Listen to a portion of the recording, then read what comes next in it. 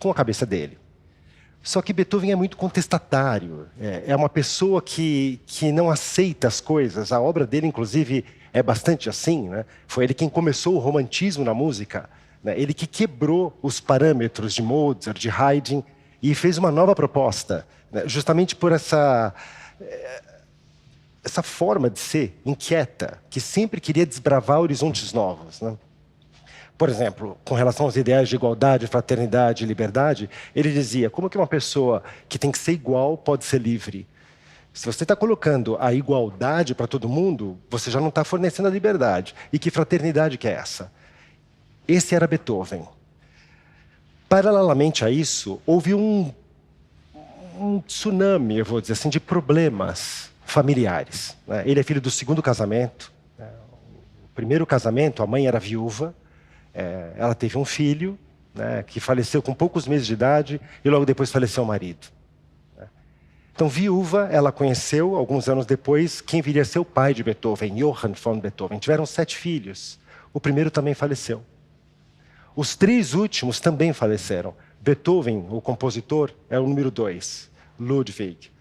O número 3 e o número 4 também sobreviveram. Então, veja, ele, desde cedo, se transformou em arrimo de família. Foi ele quem cuidou dos 2 irmãos menores. A mãe dele, que amava ele de paixão, e ele amava a mãe acima de qualquer outra coisa, né? Faleceu antes que falecesse a última irmãzinha dele, a última filha, né?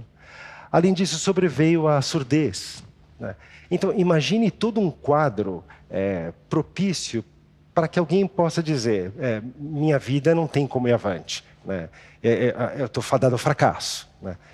Mas daí acho que ele pensou, né, naquela frase, né, eu reclamava que eu não tinha sapatos, até que eu me encontrei com uma pessoa que não tinha os pés.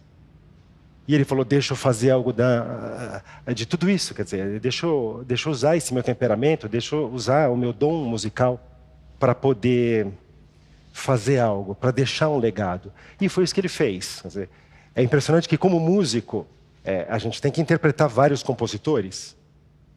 E é engraçado que nas rodas de conversa com os músicos, sempre há um pequeno comentário com relação a Tchaikovsky, com relação a Chopin, com relação a Haydn, com relação a Wagner.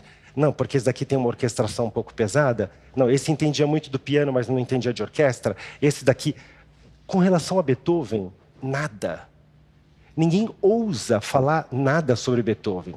Tanto é assim que Franz Schubert, por exemplo, um compositor austríaco, quando foi indagado qual havia sido o Everest musical da vida dele, a maior realização musical da vida, ele disse: ter carregado o caixão de Beethoven.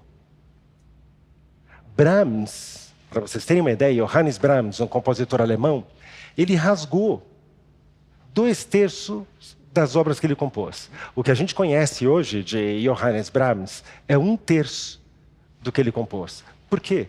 Porque toda vez que ele acabava de compor, ele tinha como parâmetro o fantasma Beethoven, né? Rasgava tudo. Tanto é assim que, quando foi composta a 9ª sinfonia, a última sinfonia de Beethoven, muitos anos passaram sem ninguém sequer ousar a compor uma sinfonia.